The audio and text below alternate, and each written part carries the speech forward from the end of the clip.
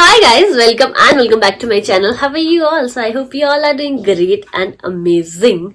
So yeah, so जो मेरा DV है, शिमला की डीवी की बात करूँ तो शिमला की डीवी स्टार्ट हुई है 19 तारीख से लेकर आपका 5 तक, क्योंकि 5 आई गेस लास्ट डेट है। तो उन्होंने पूरा टाइम रखा है कि आप कभी भी आइए, डॉक्यूमेंट दिखाइए, अपना क्लियरेंस लीजिए एंड आप अपना ज्वाइनिंग के लिए चले जाइए। तो या मंडे को हमने जाना है डीवी के लिए एंड आई थॉट कि क्यों ना डॉक्यूमेंट कर लिए जाए तैयार और आपके साथ भी शेयर कर दिए जाए कि कौन कौन से डॉक्यूमेंट आपको डीवी के लिए रिक्वायर्ड है। तो फर्स्ट ऑफ ऑल अपना ये जो अपॉइंटमेंट लेटर है इसकी एक कॉपी निकाल लीजिएगा, अपने पास एज अ सेफ्टी रख लीजिएगा। वैसे जरूरत नहीं है बट फिर भी आई विल सजेस्ट कि आप इसको रख लीजिएगा। एंड उसके साथ साथ अब बात करते हैं कौन कौन से डॉक्यूमेंट्स रिक्वायर्ड है। बेसिक चीज होती है आपकी, वो चाहिए होती है आपको आपकी 10th की मार्कशीट। ठीक है जी, तब अपना जो 10th का मार्कशीट है वो आप लेके जाइएगा, नंबर नहीं पूछने तो 10th का मार्कशीट आप लेके जाइएगा अपने साथ और इन ओरिजिनल। एंड नेक्स्ट आता है आपका +2 का जो भी आपका +2 का सर्टिफिकेट है आपका, वो आप लेके जाइएगा, मार्कशीट लेके जाइएगा।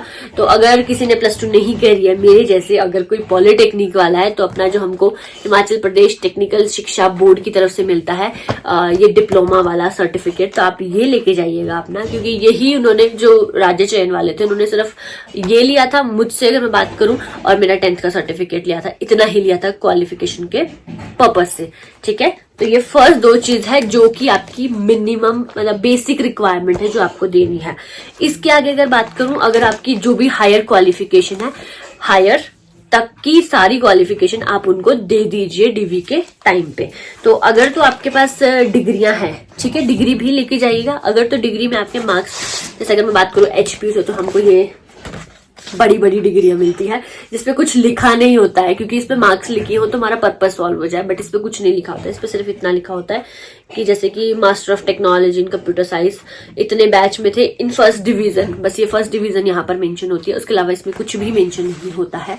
तो इसके अगर ऐसा केस है आपका, तो आपको अपनी जिस भी मार्कशीट में कंसोलिडेटेड आपका नंबर्स है सारे के सारे, फॉर एग्जाम्पल इसमें है मेरे कंसोलिडेटेड नंबर, तो फिर मैं अपनी ये वाली एक मार्कशीट की फोटोकॉपी लेके जाऊंगी कंसोलिडेटेड नंबर वाले, और साथ में लेके जाऊंगी, ठीक है, जो मेरी ग्रेजुएशन वाली होगी। ठीक है, एंड अगर आपके पास कोई मास्टर्स है और मतलब कि कोई भी ऐसा आगे का हायर क्वालिफिकेशन है जिसमें कंसोलिडेटेड मार्क्स नहीं दिए हैं, तो आपको बेसिकली सारी की सारी मार्कशीट आप अपनी ले जाइए मार्क्स के हिसाब से, और उसके साथ अपना लेके जाइए जो कि आपका है डिग्री।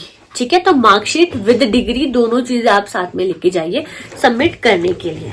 तो ये थी आपकी क्वालिफिकेशन की बात। एंड उसके अलावा अगर हम थोड़ा सा आगे जाएं तो आपको जो मैंडेटरी चीज है वो है आपका बोनोफाइड। तो ये जो बोनोफाइड सर्टिफिकेट है आपका, ये आपको लेकर जाना ही जाना है। मैं बेसिकली जितने सर्टिफिकेट है मैं साइड निकाल के लेके जा रही हूँ, मैं दूसरे वाले पैकेट में डाल के लेके जाऊंगी।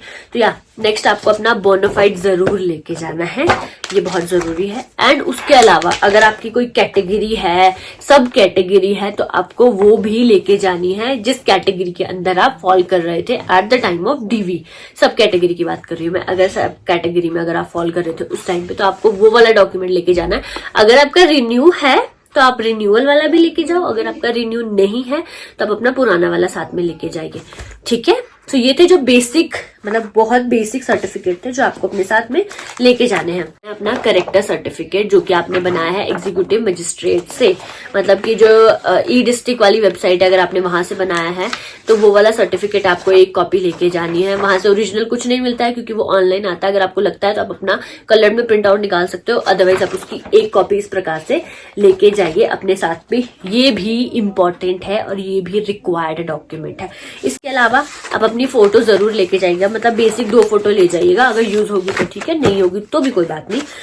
आपको एक डिक्लेरेशन फॉर्म भी लेके जाइएगा, क्या पता आपको डिपार्टमेंट दे दे, बट अगर आपको डिपार्टमेंट ना दे तो आप उसको ही भर के सबमिट कर दीजिए। तो बहुत लोग बहुत कंफ्यूज हो रहे थे कि हमको अपना लैंडलेस है, अगर हमने सबमिट किया अपना डीवी के टाइम पे, या फिर हमने अनएम्प्लॉयमेंट था या फिर इनकम सर्टिफिकेट था, वो अब हमारे पास नहीं है, तो हम क्या करेंगे। तो वो चीजें नहीं लग रही है बेसिकली, वो आपकी डीवी के टाइम पे ही लगती है मार्क्स लगाने के लिए। और ये जो वेरीफाई कर रहे हैं ये आपका क्वालिफिकेशन और आपकी जो बेसिक है ना कि आप आपके पास उस कैटेगरी में आप फॉल कर रहे हो जिसकी आपको सीट मिली है, वहां था डॉक्यूमेंट, आपने ओरिजिनल प्रोड्यूस किए थे या नहीं किए थे, ये वो वाला चीज की रिव्यू हो रही है।